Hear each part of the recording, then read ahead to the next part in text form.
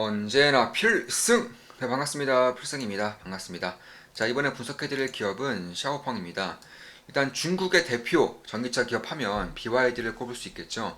그런데 중국의 대표 자율주행 기업 하면 저는 샤오펑을 꼽고 싶어요. 그만큼 샤오펑이 가지고 있는 그런 자율주행과 소프트웨어에 대한 그런 경쟁력이 저는 상당히 뛰어나다고 보고 있습니다.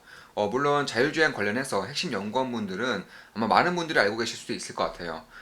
자율주행 경쟁에서 있어서 테슬라를 앞지를 수 있는 기업은 사실상 지금으로선 보이지 않는 것은 사실입니다. 2020년도부터 2019년도부터 꾸준히 영상을 찍어드리면서 말씀드렸던 부분이고, 다만 이 자율주행 섹터에 있어서 전 세계를 아우르기에는 상당히 위험한, 그러니까 상당히 어떻게 보면은 이 기술적인 경쟁력만으로 좀 앞서 나갈 수 없는 부분이 분명히 있어요. 특히나 중국 같은 그런 공산당 정권, 혹은 중국처럼 그런 폐쇄적인 시장 같은 경우에는 사실 중국의 내수 기업을 훨씬 더 키울 수 있도록 아마 내년부터는 본격적인 행동에 저는 들어갈 것이라고 보고 있습니다. 그래서 그런 과정에서 가장 수혜를 볼 수 있는 기업은 저는 샤오펑이라고 보고 있어요. 뭐 중국 정부와 샤오펑 관계의 간의 그런 관계가 좋아서 이렇게 말씀드리기보다는 샤오펑이 가지고 있는 기술력 자체가 테슬라에 필적할 만한 기업이 실상 샤오펑 말고는 거의 없기 때문에 이런 말씀을 드리고 있습니다.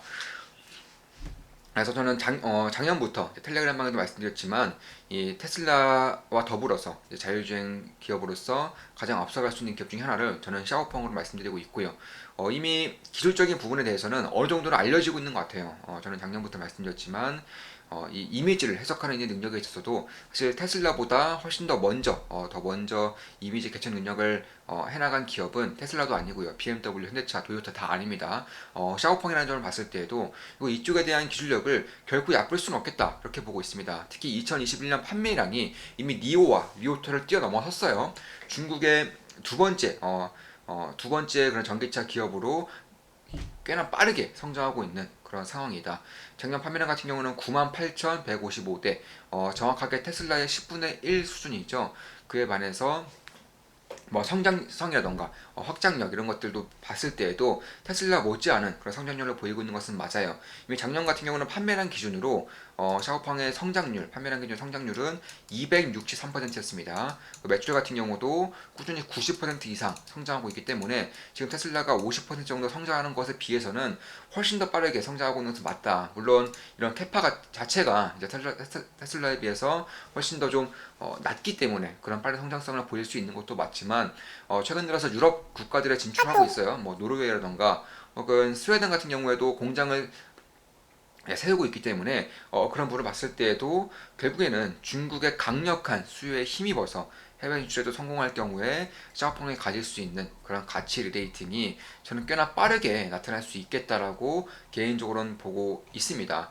그런 것을 봤을 때 특히 니오 니오 같은 경우도 작년 같은 경우 9만 1000대였고요. 리오토는 9만 대밖에 안 돼요. 그런데 샤오펑 같은 경우는 9만 8000대를 팔았기 때문에 흔히들 알고 있는 그런 샤오펑 리오토 중에서는 니오가 1등이라는 그런 편견이 저는 점차 깨질 가능성이 높다고 보고 있어요. 그에 반해서 여전히 니오가 샤오펑에 비해서 주가는 시가총액이 훨씬 더 큰 상황이기 때문에 이러한 역전 가능성도 배제할 수는 없겠다. 개인적으로는 그렇게 보고 있습니다. 특히 샤오펑 같은 경우는 올해 들어서 이 확장 능력, 중국 생산 공장을 캐파를 2배 이상 늘립니다. 2배가량 늘리기 때문에 그런 것을 봤을 때도 이미 올해 1월 달에도 1월달에도 10,000대 이상, 12,000대 이상, 대략 한 1.3만 대 정도를 판매를 했기 때문에 이런 분을 봤을 때 캐파를 늘릴 경우 당연히 생산량, 판매량도 증가하면서 실적에 대한 턴어라운드가 점차 다가올 수 있지 않을까 그렇게 보고 있습니다. 특히 샤오펑은 테슬라를 고스란히 따라하고 있어요. 테슬라가 걸어온 길을 고스란히 따라하고 있습니다.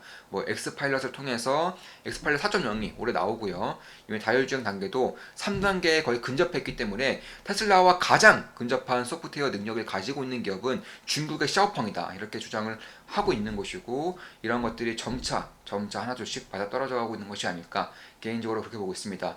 공장 같은 경우도 테슬라는 처음부터 끝까지 테슬라가 전부 다 생산을 하죠. 샤오펑 같은 경우도 그런 것들 그대로 답습하고 있습니다. 이미 생산 공장을 OEM이라던가 ODM을 주는 것이 아니라 샤오펑이 다 가지고 있기 때문에 그런 것을 봤을 때에도 원가 경쟁력이라던가 혹은 판매량의 증가함으로써 생산량을 가장 빠르게 증가할 수 있는 그런 모멘텀도 샤오펑이 잘 가지고 있기 때문에 니오를 따라잡을 수 있었다 이렇게 보시면 될 것 같습니다.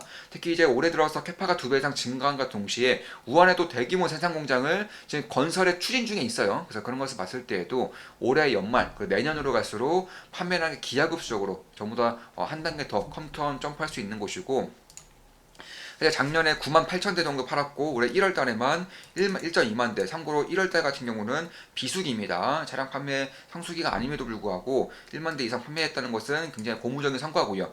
조금 더 주목할 부분은 올해부터 중국의 전기차 보조금이 30%밖에 주어지지 않습니다. 그러니까 70%가 30% 적게, 30% 적게 이제 보조금이 주어지기 때문에 그런 것을 봤을 때 특히 내년부터는 보조금이 주어지지 않아요. 그래서 제가 봤을 때는 이 내년부터는 본격적인 이제 중국에서의 그런 전기차 경쟁이 이제 본격화되면서 아마 테슬라의 중국 리스크도 점차 커질 시기가 저는 내년부터라고 보고 있습니다. 따라서 그때 만약에 테슬라의 주가가 중국 리스크로 인해서 크게 흔들릴 경우에는 저는 절호의 기회로 보고 있다는 점도 미리 말씀을 드려보겠습니다. 그러니까 그런 것을 봤을 때에도 결국에는 보조금이 크게 깎였음에도 불구하고 이러한 샤오펑이라던가 이런 판매량이 전혀 줄지 않고 있다는 점, 오히려 매년 200% 이상씩 성장하고 있다는 점을 봤을 때에도 저는 꽤나 좀 괄목할 만한 그런 성장이 아닐까 이렇게 보고 있는 것이고, 유럽 국가에서도 진출을 꾀하고 있는 것은 맞아요.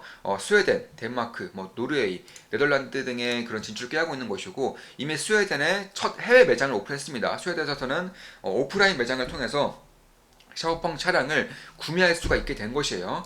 그러니까 그런 것을 봤을 때에도 결국에는 시가총액은 테슬라의 30분의 1 정도밖에 안 되지만 판매량은 이미 10분의 1 정도까지 올라왔고요.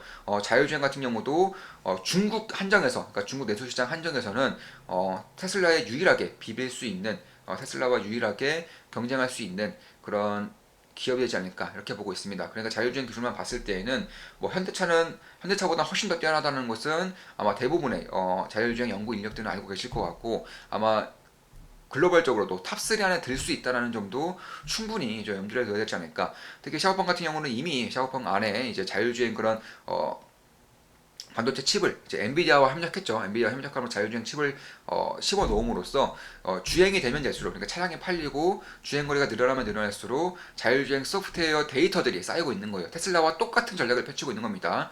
테슬라와 유일하게 다른 전략을 들자면 그 정도밖에 없어요. 배터리 내재화라던가 혹은 엔비디아 칩을 사용하고 있다는 점, 그리고 무엇보다 라이다를 사용하고 있다는 점, 이 정도 말고는 거의 테슬라의 발자취를 그대로 따라가고 있기 때문에 리스크가 다른 이제 신생 전기차 기업에 비해서는 적을 수가 있고요. 특히 샤오펑과 알리바바의 관계가 협력 관계에 대해서는 누구나 알고 있을 거예요. 알리바바는 샤오펑의 2대 주주입니다. 그래서 그런 것을 봤을 때에도 최근에 아마존이 이제 리비안의 자율주행 시스템을 아마존 물류 시스템에 도입할 것이라는 발표와 함께 리비안의 주가가 폭등했었죠. 알리바바와 샤오펑이 이렇게 될 수도 있다는 거예요. 그러니까 알리바바가 2대 주주이고 알리바바의 그런 소프트웨어 능력을 샤오펑에 고스란히 받아서 기술 개발을 한 것이기 때문에 만약에 알리바바가 중국의 물류 시스템에서 혹은 중국이 아니더라도 해외의 물류 시스템에서 샤오펑의 자율주행 기술을 이용한다거나 샤오펑의 차량을 이용하게 될 경우에는 당연히 이에 따라서 심리적으로 크나큰 호재로 작용할 수도 있겠다. 개인적으로는 그렇게 보고 있습니다.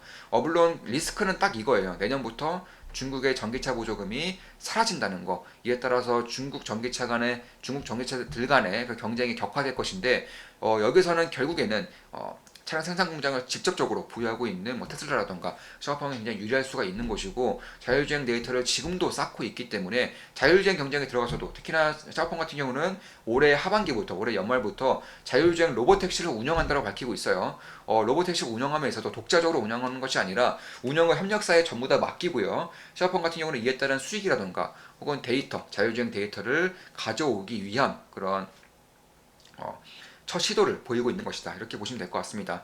따라서 자율주행 기술을 필두로 한 로보택시 진출도 상당히 빠르게 진행하고 있고요. 판매량 같은 경우도 중국에서는 거의 압도적인 성장률을 보이고 있기 때문에 이런 부분을 봤을 때, 특히 중국의 폐쇄적인 그런 시스템을 봤을 때에는 꽤나 좀 장기적으로 좀 볼만한 그런 기업이 되지 않을까 개인적으로 그렇게 보고 있습니다.